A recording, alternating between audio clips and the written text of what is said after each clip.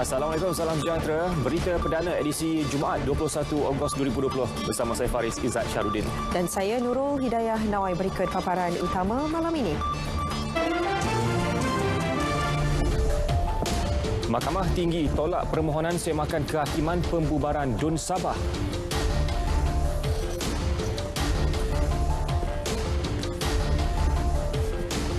Kluster maju dikesan di Titiwangsa, 3 positif setakat ini.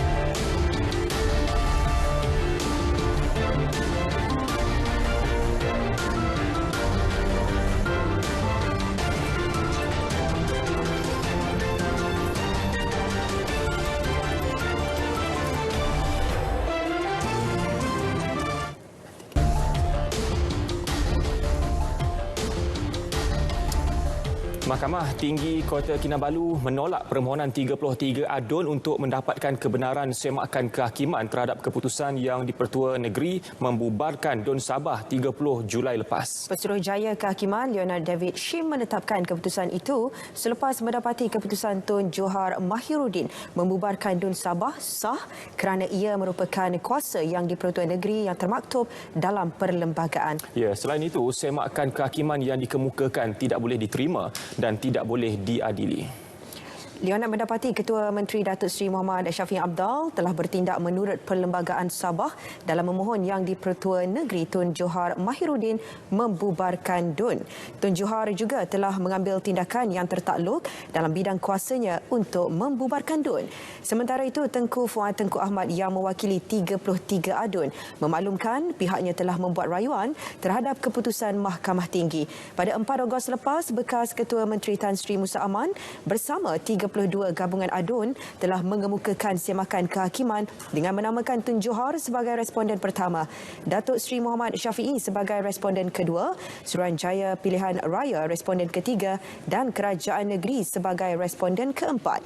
Prosiding semakan kehakiman di Mahkamah Tinggi Kota Kinabalu bermula lewat pukul 9 pagi tadi dengan kawasan sekitar kompleks mahkamah dikawal ketat. Keputusan Mahkamah Tinggi Kota Kinabalu pagi tadi disambut baik Kerajaan Negeri. Ketua Menteri Datuk Seri Muhammad Shafie Apdal berkata, keputusan itu selari dengan peruntukan perlembagaan negeri dan kepentingan melindungi institusi tuan yang terutama. Timbalan Presiden UMNO Datuk Seri Muhammad Hassan mahu UMNO Sabah bersatu bagi memastikan parti memperoleh kemenangan dalam pilihan raya umum PRU DUN Sabah. Yang penting dalam pilihan raya adalah kita nak menang. Jadi saya harap supaya jangan berpecah-pecah, jangan kita bersengketa. Kita mesti satukan tumpuan untuk kita cari jalan macam mana kita nak menggerakkan jentera. Reaksi Datuk Seri Muhammad ini sebagai mengulas mengenai beberapa pemimpin UMNO Sabah yang tidak bersetuju dengan pelantikan pengerusi BN Sabah Datuk Seri Bung Mukhtar Radin mengetuai jentera parti kerana mempunyai kes mahkamah. Rabu lepas, pengerusi BN Datuk Seri Dr. Ahmad Zaid Hamidi menegaskan adalah munasabah bagi Datuk Seri Bung Mukhtar mengetuai jentera parti bagi menghadapi PRU DUN Sabah. SPR menetapkan PRU DUN Sabah diadakan pada 26 September dengan hari pencalonan pada 12 September depan. Baik, beralih ke perkembangan terkini COVID-19. Satu kluster baharu dikenali sebagai kluster maju dikesan di sebuah restoran di Titiwangsa, Ibu Negara. Setakat ini seramai 672 orang telah disaring termasuk 16 pekerja dan 656 pelanggan. 3 daripadanya disahkan positif COVID-19 manakala baki yang lain negatif. Ketua Pengarah Kesihatan Tan Sri Dr. Nur Hisham Abdullah memaklumkan 2 kes pertama kluster itu dilaporkan pada 16 Ogos lalu. Mereka merupakan pekerja di restoran terbabit yang dikenal pasti hasil saringan rawak ke atas pekerja restoran dan kedai makan di sekitar Kuala Lumpur.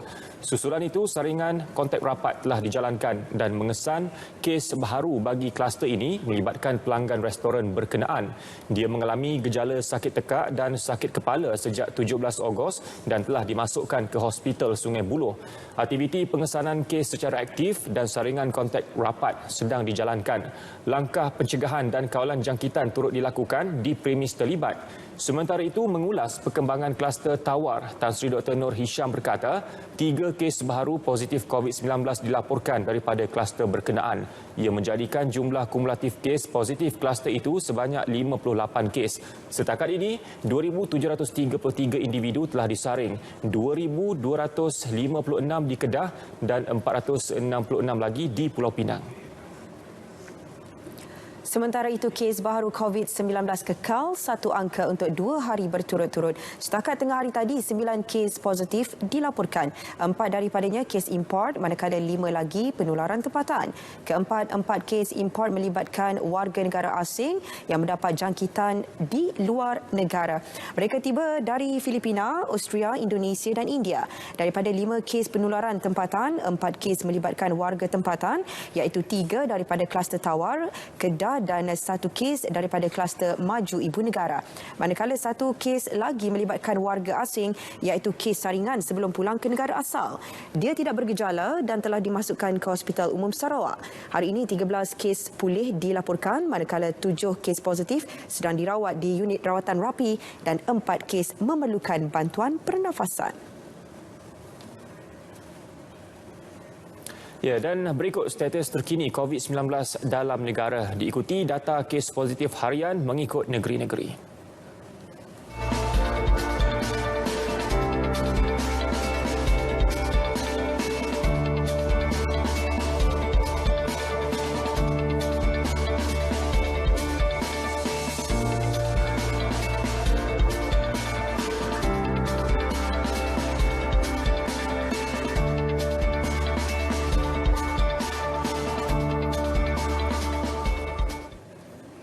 Lelaki raya Perancis yang tiba di Pulau Langkawi dengan memakai gelang merah jambu petang semalam diarah menjalani kuarantin di klinik kesihatan air hangat. Kementerian Kesihatan mengeluarkan arahan berkenaan lewat malam semalam. Ketua Polis Langkawi, Superintendent Muhammad Iqbal Ibrahim memaklumkan warga emas berusia 64 tahun itu tidak dibenarkan menjalani kuarantin di rumah sewanya di Pantai Cenang. Semalam pihak berkuasa mengesan kehadiran warga Perancis itu sebaik dia tiba di lapangan terbang antarabangsa Langkawi. Dia telah disaring petugas Kementerian Kesihatan di KLIA dan negatif COVID-19. Bagaimanapun, dia dikehendaki membuat ujian COVID-19 kali kedua 2 September ini.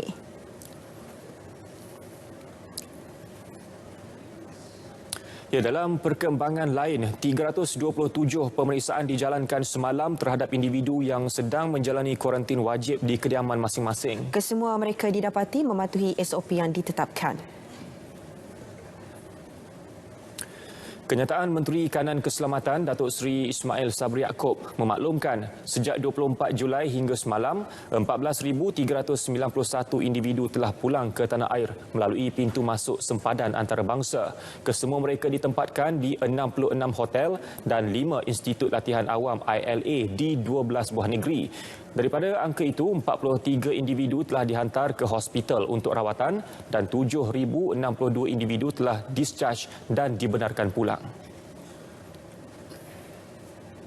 Semalam juga 86 individu ditahan atas kesalahan ingkar arahan Perintah Kawalan Pergerakan PKP. Datuk Seri Ismail Sabri memaklumkan 56,760 pemeriksaan dilakukan bagi memantau dan menguatkuasa pematuhan SOP PKP pemulihan. Daripada jumlah itu, 77 individu di kompaun, manakala 9 lagi direman. 2 warga negara asing turut ditahan atas kesalahan imigresen dalam sekatan jalan raya menerusi Openting.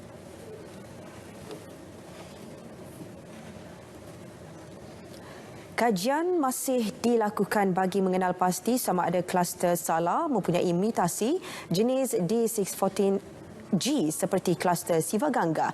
Menurut Timbalan Menteri Kesihatan Datuk Dr. Noor Azmi Ghazali yang melakukan lawatan kerja ke Felda Bisut 4 Slim River Perak, pemantauan masih dilakukan di kawasan terlibat untuk mengelak penularan lebih besar.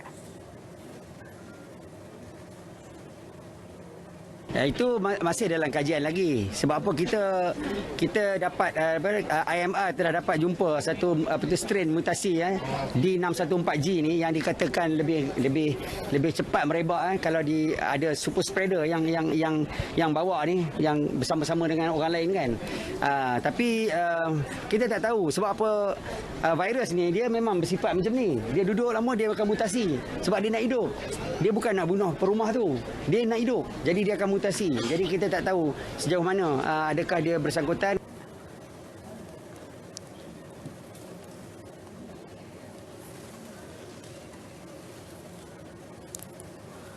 Baik, genap seminggu calon yang bertanding pada PRK Don Slim berkempen. Ketiga-tiga calon telah meliputi lebih 50% kawasan Don itu. Berbaki 7 hari lagi menjelang hari pengundian, calon Barisan Nasional Muhammad Zaidi Aziz berkata beliau akan memanfaatkan sepenuhnya masa tersebut bagi mendekati golongan muda.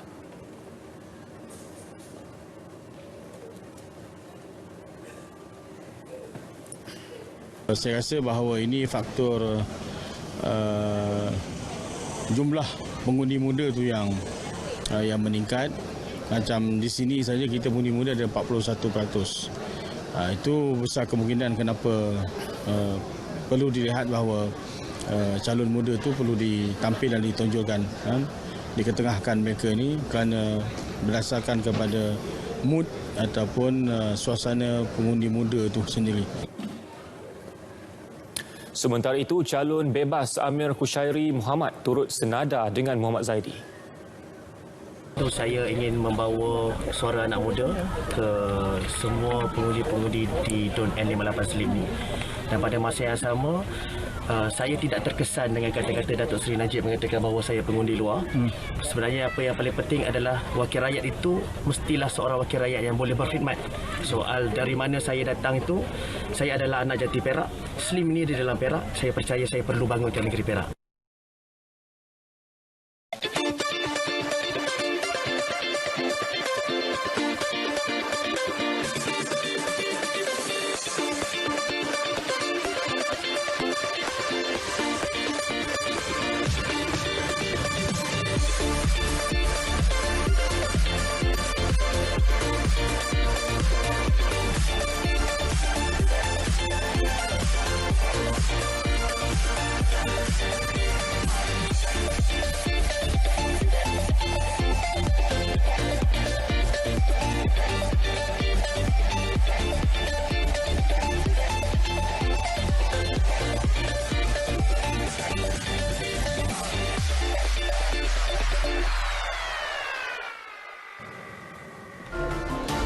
Dua sahabat lemas ketika mandi di pantai. Paparannya seketika nanti.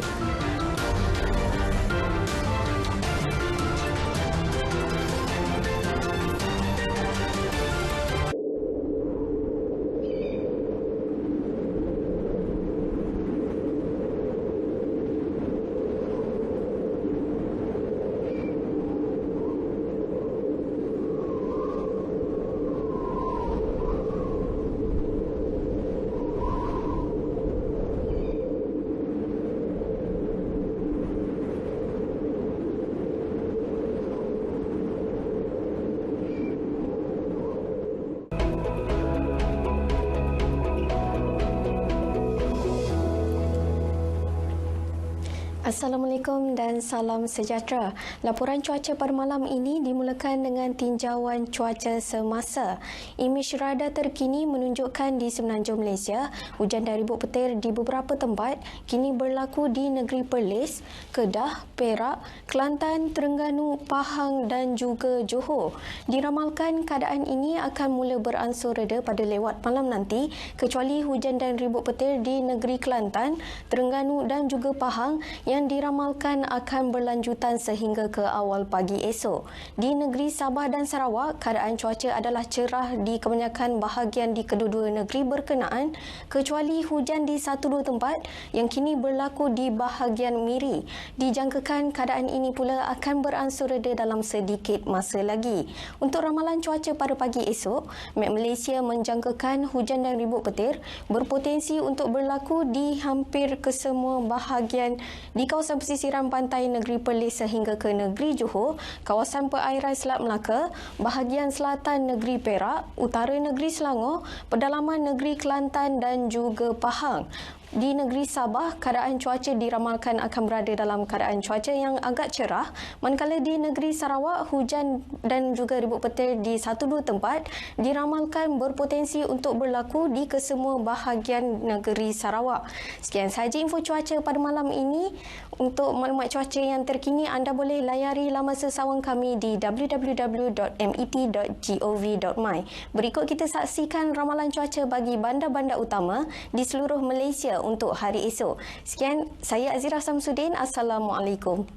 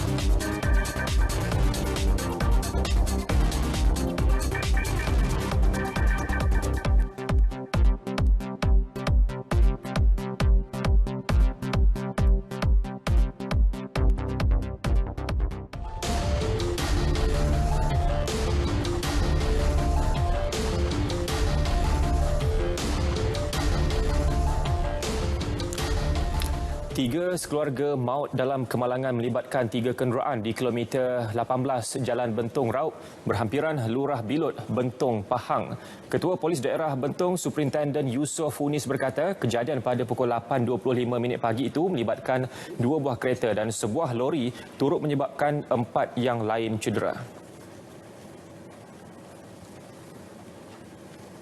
Mereka yang maut dikenal pasti sebagai Nur Asmah Ismail, 55 tahun, serta 2 adiknya Masitah, 54 dan Muslaini, 48 tahun dari Melaka yang menaiki kereta dipandu lelaki berusia 21 tahun bersama 3 lagi ahli keluarga mereka.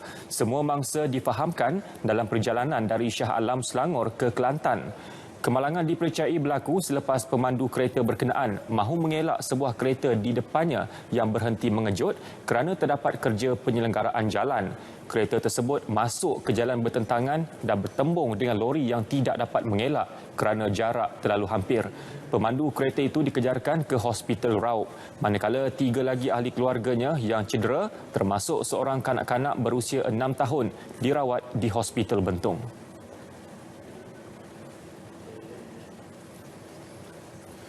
Di kilometer 58.4 Lebuh Raya Timur Barat, 5 sekeluarga berdepan detik cemas selepas kereta yang dinaiki mereka terbabas sebelum terjunam ke dalam gaung sedalam 60 meter. Bagaimanapun, kesemua mangsa termasuk 3 kanak-kanak hanya cedera ringan. Menurut jurucakap bomba, keluarga tersebut dipercayai dalam perjalanan dari Greek menuju ke Kelantan. Kesemua mangsa dihantar ke Hospital Greek.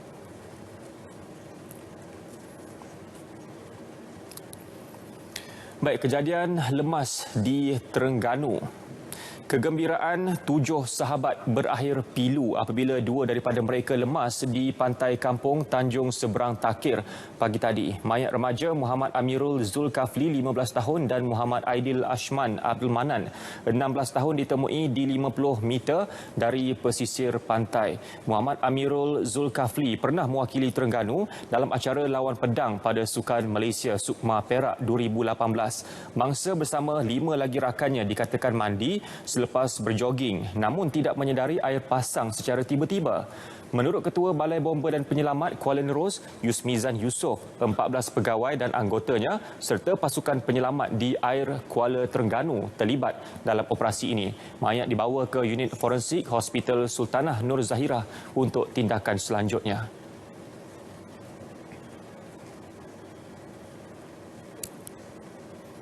Baik, masalah lebihan berat badan dan obesiti di Malaysia meningkat kepada 50.1% tahun lalu daripada 47.7% pada tahun 2015. Berdasarkan tinjauan Kebangsaan Kesihatan dan Mobiliti 2019, satu daripada dua rakyat negara ini berdepan masalah tersebut dan menyedari trend yang amat membimbangkan. Program iFit and Eat Right VI Fita diperkenalkan Kementerian Kesihatan KKM bagi menggalakkan rakyat mengamalkan gaya hidup lebih sihat. Jelas Ketua Penolong Pengarah Kanan Bahagian Pendidikan Kesihatan KKM Dr. S. Vanita, program pengurusan berat badan yang julung kali diadakan secara maya itu bertepatan dengan hasrat Pertubuhan Kesihatan Sedunia WHO yang mahu memastikan masyarakat dunia lebih aktif. Justru tabiat buruk seperti merokok dan pemakanan tidak seimbang perlu dihentikan. Jadi perkara-perkara ini adalah faktor penyumbang yang di belakang tirai yang menyebabkan penyakit-penyakit tidak berjangkit seperti diabetes, hipertensi dan sebagainya. Jadi inilah perkara yang perlu kita tekankan kepada rakyat Malaysia kita ni supaya mengamalkan cara hidup sihat, supaya rakyat Malaysia ni lebih sihat. Jadi tak ramai, kita tak nak ramai rakyat Malaysia yang jatuh sakit ataupun ada diabetes, hipertension. Program yang dilancarkan Menteri Kesihatan Datuk Seri Dr. Adham Baba ini mendapat sambutan menggalakkan apabila menerima 1,000 penyertaan selepas 4 hari pendaftaran dibuka. Berlangsung selama 8 minggu bermula esok, peserta akan mengikuti latihan bersama 30 jurulatih kecergasan. Kita ada banyak cabaran-cabaran mingguan yang akan meraihkan kemenangan pelbagai, bukan soal kurangkan berat badan semata-mata. Kita ada cabaran larian virtual, kita ada cabaran fizikal, kita ada cabaran berkumpulan juga. So yes, kita ada pelbagai hadiah, sebab kita tak nak tekankan hadiah sebagai pemangkin utama seseorang nak menyertainya. Pada dasarnya kita nak dia join untuk diri sendiri. Kalau ada hadiah itu adalah bonus semata-mata. Program tersebut terbuka kepada semua rakyat berumur 18 tahun ke atas dan mempunyai masalah lebihan berat badan dan obesiti.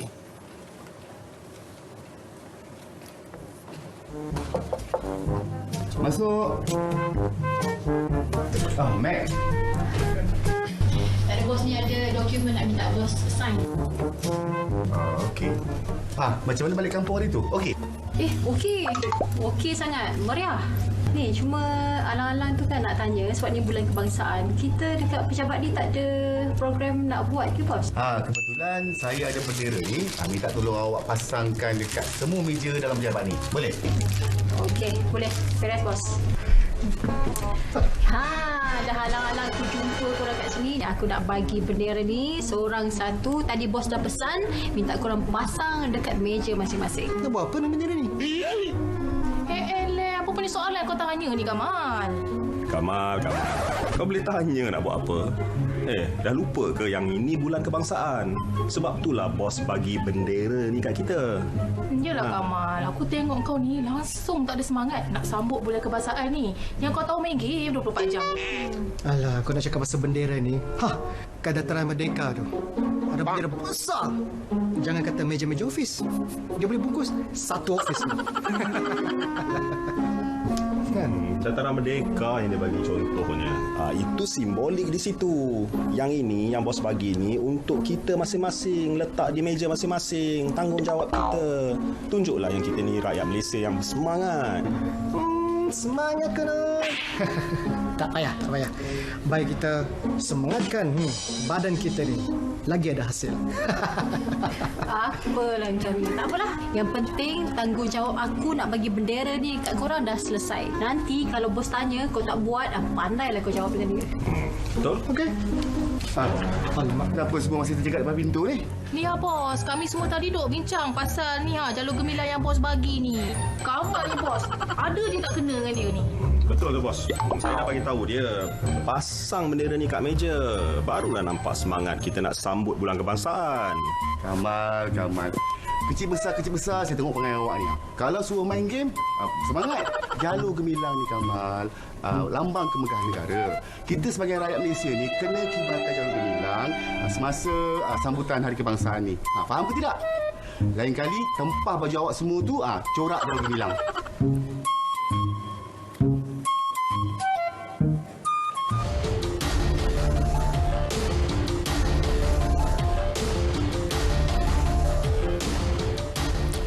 Baik, tahun ini tiada perarakan sambutan kemerdekaan dianjurkan berikutan pematuhan terhadap Perintah Kawalan Pergerakan Pemulihan dan prosedur operasi standard SOP yang perlu diikuti. Bagaimanapun, Bulan Kebangsaan tetap disambut dengan penuh pengertian melalui pengaplikasian teknologi digital. Antaranya seperti yang disediakan Telekom Malaysia Berhad TM.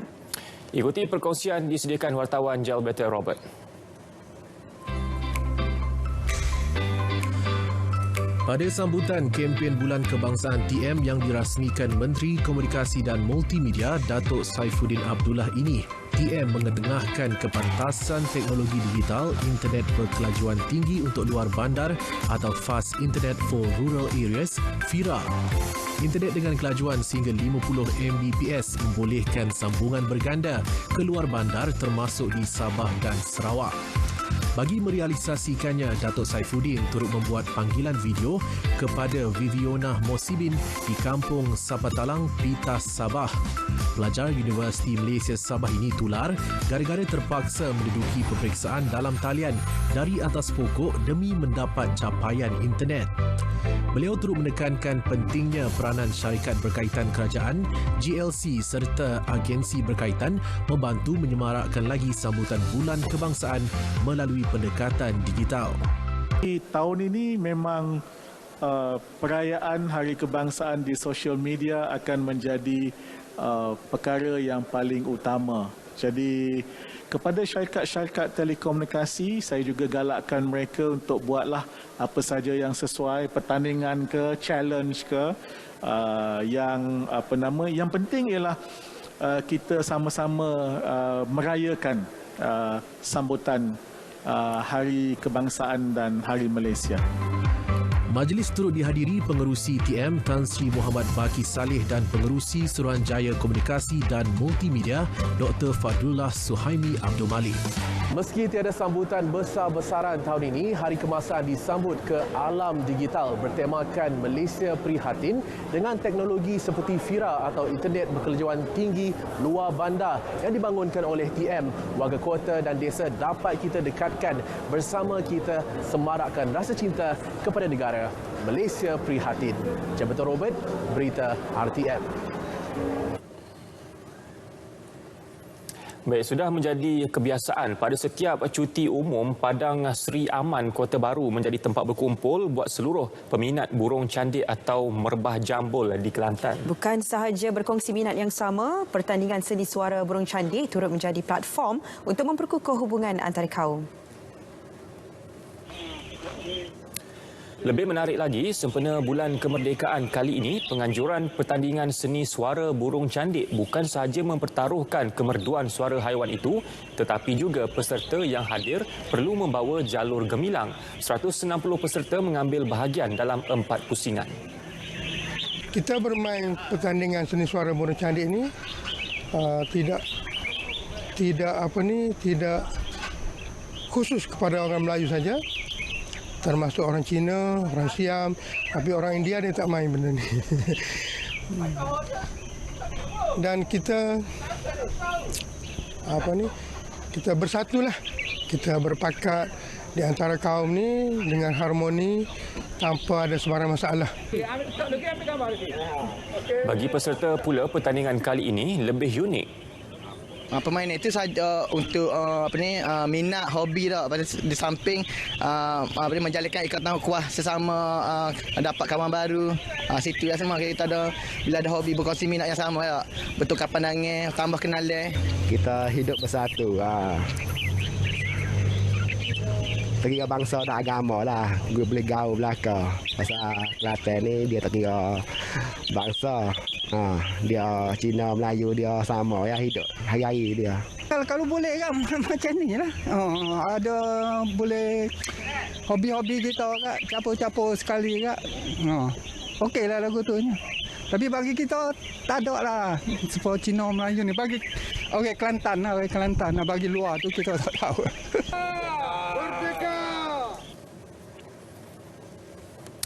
Ya, sejak semalam, anggota polis dari Ibu Pejabat Polis Daerah Kota Star bersama Angkatan Tentera Malaysia ATM ditempatkan di pintu masuk jeti Kuala Kedah bagi memantau pergerakan pelepasan dan ketibaan penumpang. Ketua Polis Daerah Kota Star ACP Nur Azman Muhammad Nur berkata penumpang yang gagal mematuhi SOP termasuk memakai pelitup separuh muka tidak dibenarkan masuk ke jeti.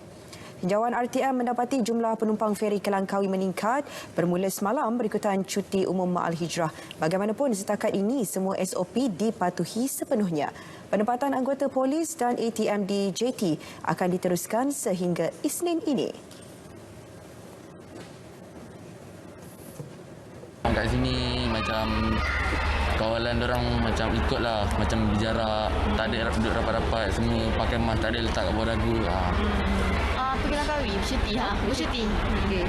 Tak bercuti Langkawi lagi, apa langkah yang adik ambil untuk elak COVID ni dah? Sanitize tangan, pakai mask, jaga jarak lah.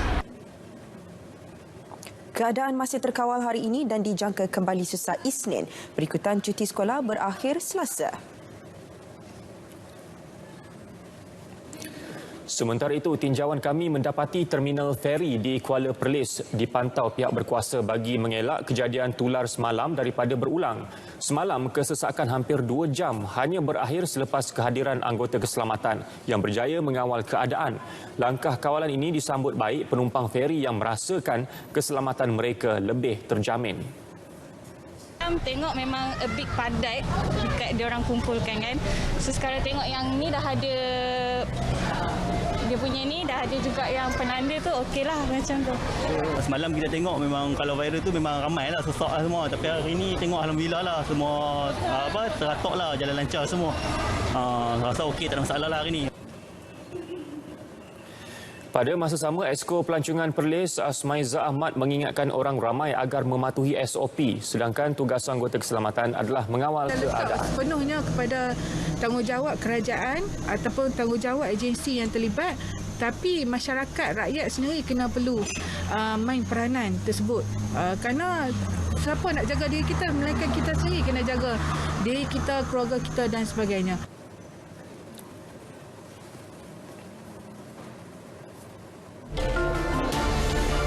California berdepan ancaman petir 3 hari berterusan. Laporannya seketika nanti.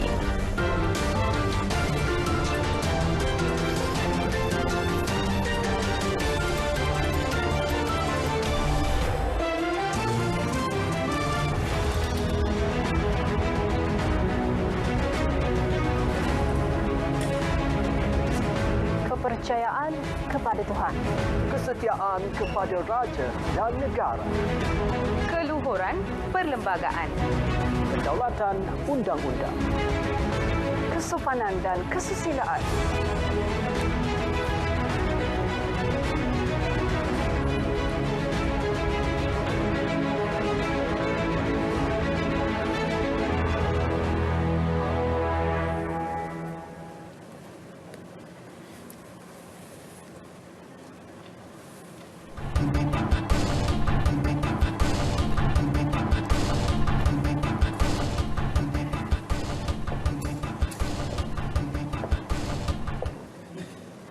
Baik, kita ke perkembangan ekonomi. Seperti biasa, setiap Jumaat kita ikuti harga mingguan petrol dan diesel. Harga baru berkuat kuasa tengah malam ini sehingga 28 Ogos depan.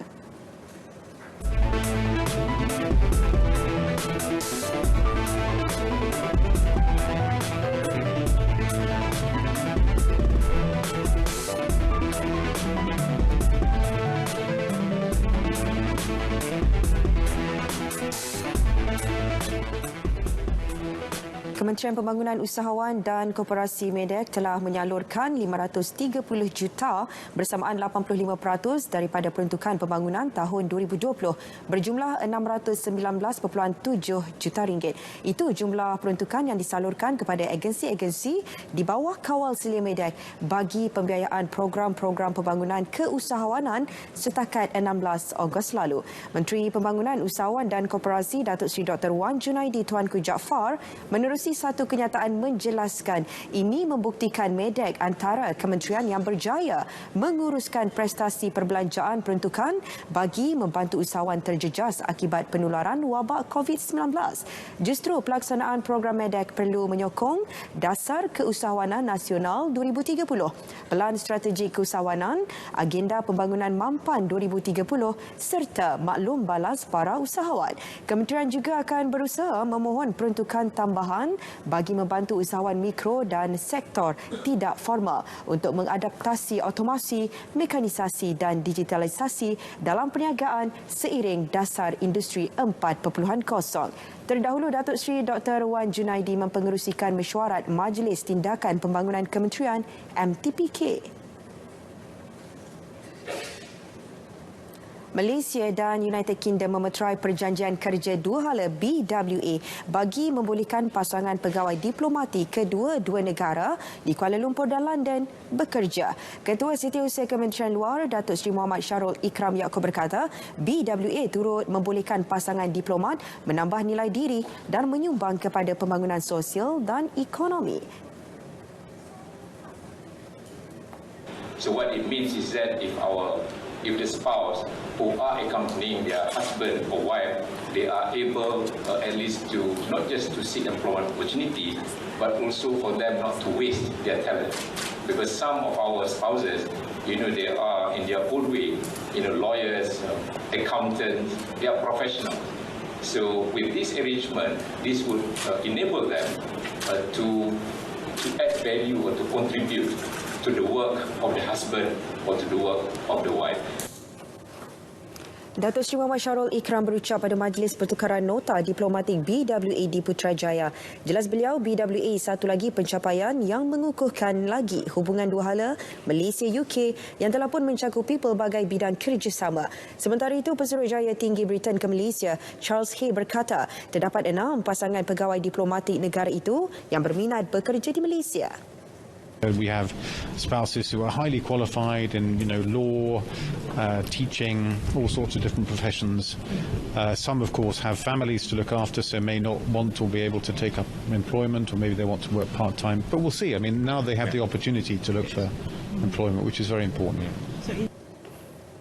Selain United Kingdom, Malaysia akan menandatangani BWA dengan 5 negara lagi, iaitu Amerika Syarikat, Denmark, India, Perancis dan Australia.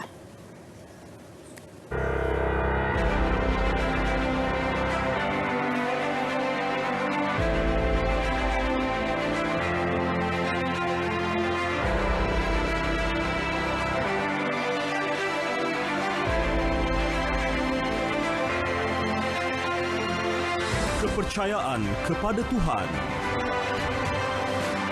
kesetiaan kepada raja dan negara,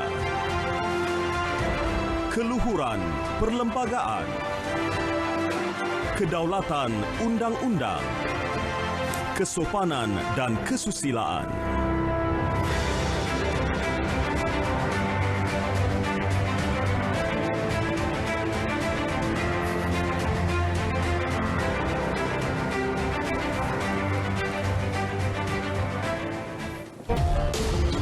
Seterusnya untuk perkembangan sukan kita akan bersama dengan Fazli Ibrahim. Silakan Fazli.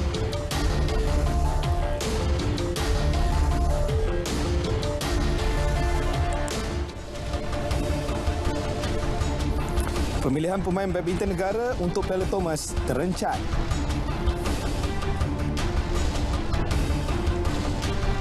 Hafiz Syahrin terpaksa lupakan GP Styria.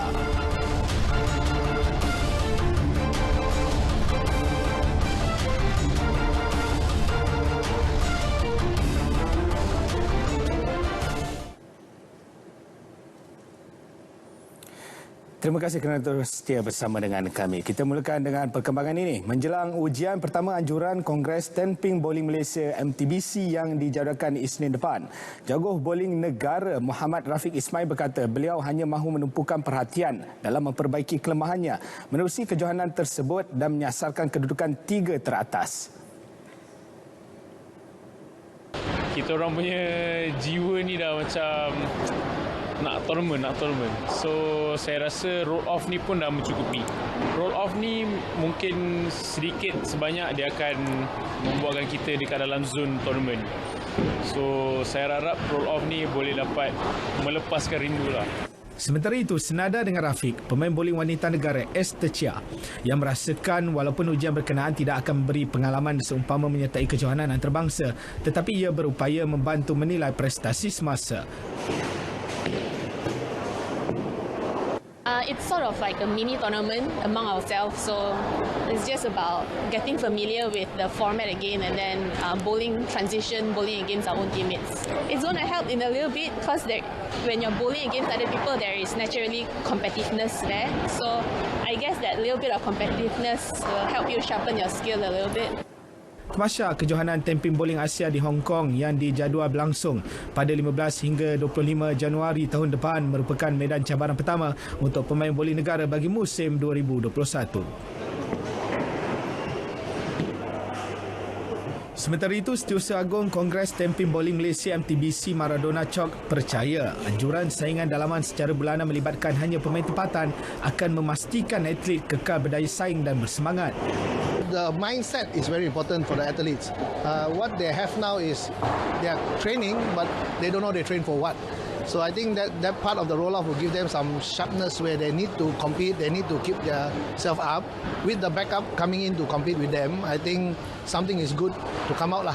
Like what we see in the badminton as well, where the players are showing the fire is there, and it's good for the association, it's good for the players. Dengan adanya kejohanan Tamping Bowling Asia edisi ke-26 pada Januari tahun depan, Maradona yakin atlet bowling negara akan memanfaatkan peluang ini sebaik mungkin. Beliau ditemui selepas sesi latihan skuad bowling negara di Sunway Mega Lanes pagi tadi. Sukan badminton. Persiapan menjelang Piala Thomas 2020. Jurulatih perseorangan negara, Hendrawan berharap anak didiknya Lee Zijia dan Leong Junhao segera pulih dari kecederaan sebelum kem latihan pusat yang dijadualkan pada awal September depan. Kecederaan itu mengakibatkan proses pemilihan 4 pemain bagi mewakili negara sedikit terencat memandangkan kejohanan Dwi tahunan itu berbaki hanya 42 hari sahaja lagi. Tambah Hendrawan, jadual skuad perseorangan lelaki kini cukup padat dengan latihan pusat serta satu kejohanan dalaman yang akan diumumkan kelak. Kita harus tunggu mereka recovery ya. Berapa lama? Nah kita tetap mau secepatnya. Sekarang kondisinya this week Zijia dengan Leong Junhao dia ikut rehab dulu. Kita tengok sampai next week macam mana. Kalau saya mau as soon as possible mereka kembali ke court ya. Pemain perseorangan lelaki nombor 1 negara Zijia sebelum ini terpaksa menarik diri pada perlawanan kedua kejohanan jemputan selepas mengalami kecederaan otot belakang, manakala Junhao mengalami kecederaan otot pinggul bahagian kanan ketika aksi final berhadapan Eng Ziyong. Zijia berkemungkinan sudah pun menempah satu slot pemain, manakala Hendrawan hanya perlu memilih 3 pemain. Dengan juara Junior Asia, Junhao berkemungkinan besar menjadi pilihan utama. Pelumba Moto2 negara Hafiz Shahrin Abdullah tidak akan berlumba di Grand Prix GP Styria hujung minggu ini selepas disahkan belum cergas penuhnya akibat kemalangan di GP Austria tempoh hari. Menurut Open Bank Aspar, tim tempatnya akan diganti pelumba Moto E Alejandro Medina yang digantikan dengan Aaron Canet. Menurut Hafiz, doktor menasihatkannya supaya berehat meskipun mengakui mahu turut serta dalam perlumbaan berkenaan. Hafiz telah menjalani ujian bagi mengesahkan kecergasannya dan dia memaklumkan tidak dapat menahan kesakitan yang dialaminya. Perasaan saya nak cuba ride pada hari Jumaat ni, tapi mungkin test ni membuat salah satu yang saya terhalang sikit. Saya tak boleh nak test motor saya pada hari Jumaat. Nak tahu bila saya atas motor macam mana. Tapi kalau dia tanya saya memang feeling nak cuba, nak try. Tapi doktor kata tak boleh, so saya perlu rest. Hafiz turut menyampaikan ucapan terima kasih kepada semua pihak yang mendoakan kesihatan dan kesejahteraannya selain berharap dapat berlumba di GP San Marino pada bulan depan. Pelumba berusia 26 tahun itu dijangka kembali bersaing pada GP San Marino dan Rimini di litar Marco Simoncelli, Itali pada 13 hingga 20 September depan. Dia kini menghuni tangga ke-16 dengan mengumpul 17 mata selepas 5 perlumbaan.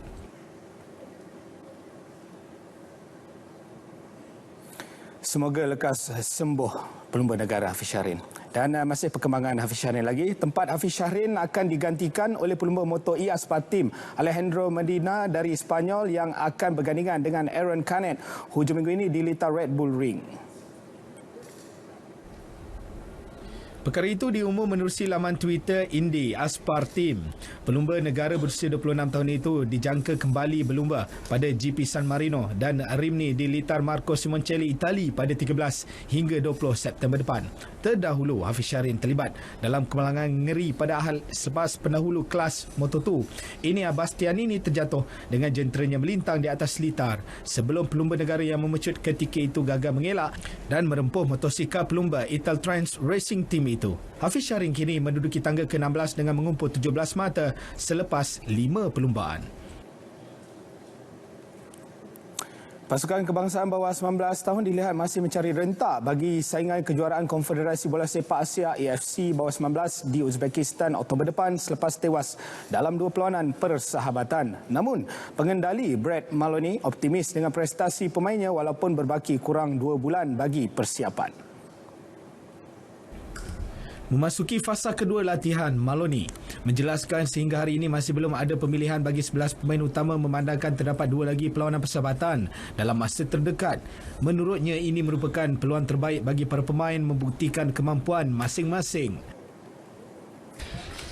We're looking at match with Negri Sembilan next week and another one after that, not sure yet, but as you're aware, the Super League and Premier League is starting soon, so it's not easy to get senior team football again, so we might be looking at something a little bit different, but we'll try and confirm that soon as possible.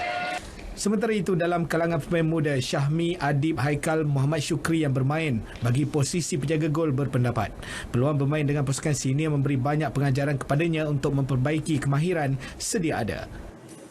Sengit sangat tu. Bagi saya, antara semua keeper bagi saingannya sengit. So, saya akan usaha lagi keras. Allah tu semua rezeki lah. Kalau ada rezeki saya, adalah. Tapi saya akan cuba usaha untuk fight tempat dalam tim ni lah. Anak kelahiran Johor ini mula menyertai latihan bersama Brett Maloney pada minggu ketiga fasa pertama yang lalu. Sukan hoki. Terengganu kini mengintai peluang untuk menganjurkan kejohanan hoki bertaraf antarabangsa untuk dimasukkan ke dalam kalender kejohanan tahunan Persekutuan Hoki Antarabangsa FIAH. Perjumpaan 3 pemegang taruh kerajaan negeri yang diwakili oleh pengerusi Jawatankuasa Pembangunan Belia Sukan dan NGO Negeri Terengganu Wan Sukairi Wan Abdullah, Konfederasi Hoki Malaysia KHM dan Persatuan Hoki Negeri Terengganu telah pun dibuat. Delegasi KHM diketuai oleh Presiden Datuk Seri Subhan Kamal manakala di pihak PHNT diketuai pemangku presidennya Muhammad Fikri Harun. Pandemik COVID-19 memberi ruang masa terbaik kepada penganjur untuk merancang dengan teliti setiap keperluan penganjuran bertaraf dunia itu. Penganjuran sukan hoki juga pada saya adalah antara alternatif ataupun antara kaedah yang mungkin kita boleh jadikan orang kata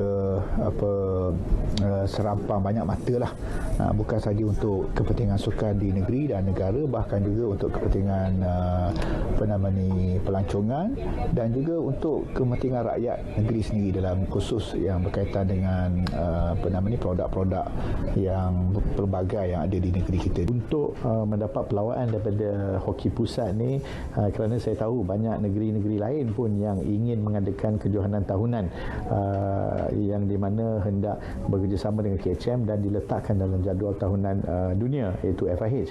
Tapi hari ini kita merasakan bahawa Persatuan Hoki Negeri Terengganu mampu untuk memikul tanggungjawab tersebut.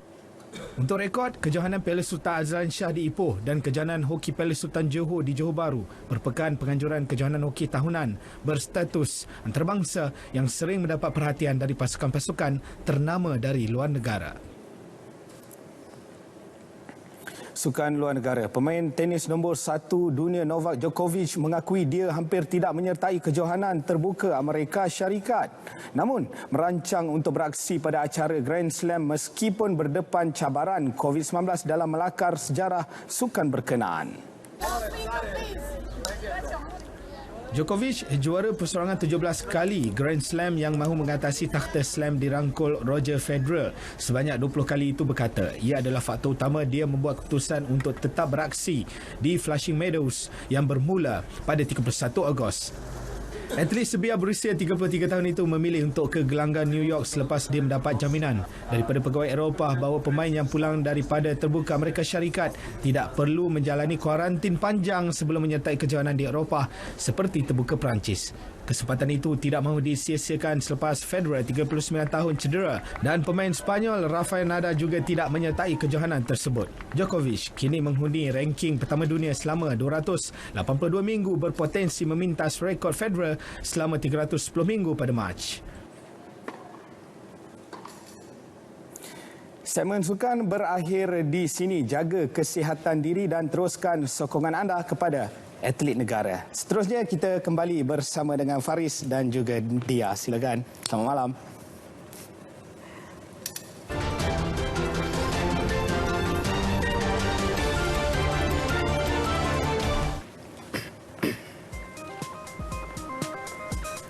Lelaki berpakaian serba hitam seperti Adiwira Batman lengkap dengan pelitup separuh muka dilihat mengedar bungkusan makanan kepada gelandangan di sekitar Kota Santiago. Pertolongan dihulur ketika perintah berkurung dikuatkuasakan di bandar tersebut. Lelaki yang enggan dikenali identitinya itu juga dilaporkan memasak sendiri makanan tersebut, kira-kira 100 bungkus setiap hari bagi tujuan itu. Dia cuba membuktikan Adiwira bukan sekadar ilusi tetapi wujud di hati setiap insan yang mulia. Perintah berkurung akibat pandemik COVID-19 yang dikenakan ke atas rakyat Chile menyaksikan kadar pengangguran meningkat mendadak kepada 12%. Usaha sebuah helikopter mengangkat seekor lembu yang cedera di pergunungan Alps dan membawanya turun ke kawasan dataran dengan selamat tular di media sosial. Pemilik lembu berkenaan berkata dia mengambil keputusan untuk melakukan pemindahan menggunakan helikopter kerana ingin mengelak sebarang risiko yang membahayakan nyawa ternakannya. Rata-rata netizen memuji sikap prihatin yang ditunjukkan penternak berkenaan. Seorang budak lelaki berusia 9 tahun memotong rambutnya untuk didermakan kepada pesakit barah di Great Ormond Street Hospital. Riley Stancombe sebelum ini terinspirasi menyimpan rambut panjang lebih 2 meter setelah melihat rambut idolanya, Gareth Bale. Namun setelah melihat foto kanak-kanak yang kehilangan rambut akibat barah, Riley berhasrat menamatkan hasratnya. Dia merasa sudah tiba masa rambut panjangnya dipotong dan berhasrat menjadikan rambut palsu untuk diberikan kepada kanak-kanak yang kehilangan rambut akibat barah. Ramai netizen kagum dengan usaha yang dilakukan Riley.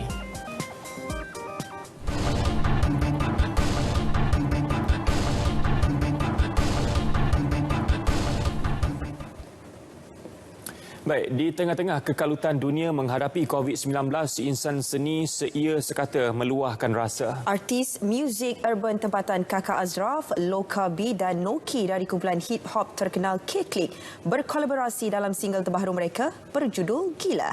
Lagu ciptaan bersama Noki, Loka B dan juga Ezra Kong ini diberikan susunan muzik bercita rasa urban sesuai dengan trend muzik masa kini. Sungguh pun begitu, lagu Gila bukan sekadar hiburan kosong kerana ia syarat dengan mesej positif dan makna yang mendalam.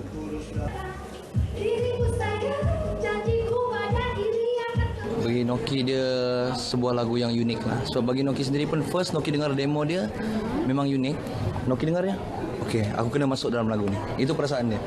Orang tanya, Noki, okey, ini ada satu projek, itu Black Cat Records lah. Saya dengan Noki, okey. Noki dengar je. Time dengar chorus tu, dengar oh, lagu ni aku kena masuk. Sebab lagu ni bagi Noki dia sangat fresh. Benda ni tak senang untuk kita dengar kat luar. It was a challenge lah untuk Loka menulis lagu ni. Memang last minute, sehari sebelum baru Loka completekan habis. Daripada segi macam message nak sampaikan pada pendengar, dia about mental health lah, macam overcome kamu punya apa yang kamu rasa takut ataupun rasa you doubt about yourself, overcome je macam tu lah. Ada, kalau ikutkan cerita dia, kalau ikut every part dalam lagu ni kan, untuk part Loka dan juga Loki, dia memang memberi makna untuk Kakak sebab Kakak pernah ada dekat tempat yang macam tu dulu. Takut nak terlampau fikirkan apa yang kita buat ni betul ke tak, terlampau fikirkan apa yang orang cakap untuk pasal diri kita, terlalu fikir sampai kita takut nak buat, takut nak melangkah. So benda tu pernah ada dalam diri Kakak, but now I fight everything. I rasa macam kita kena confident. Kalau kita confident dengan diri kita, insya-Allah kita dapat tepis semua benda tu. Turut dilancarkan video muzik rasmi arahan Adriana Tunku dari Den House Production. Kisah mengenai hantu Janet sememangnya meniti di bibir rakyat Sarawak sekitar tahun 60-an hingga 70-an. Seiring dengan kisah itu, kisah legenda rakyat Sarawak bakal diangkat pertama kalinya ke layar perak tidak lama lagi. Menurut penerbit filem Janet, Sumpah Terlarang, Sufri Yusof, idea asal penggambaran harus dilakukan di Sarawak. Namun, akibat pandemik COVID-19, lokasi penggambarannya perlu diolah semula. Dah booking hotel, dah booking flight, pasal cancel. Dan kita pasal bawa artis daripada Sarawak, kita flykan dia ke KL untuk cerita ni lah. Untuk berlakon ni, sebab kita nak Sarawak punya culture dan bahasa logat Sarawak tu ada dalam filem ni. Pelbagai aspek utama diterapkan dalam filem ini bagi memastikan elemen Sarawak itu dikekalkan. Bukan untuk rakyat Sarawak saja, tapi seluruh Malaysia tengok cerita seram ni. Cerita yang memang saya tengok scene every malam pun saya dah takut. Belum lagi yang dah full edit. Nanti tengok muka Janet macam mana, pakai congsamnya apa semua, memang menakutkan lah.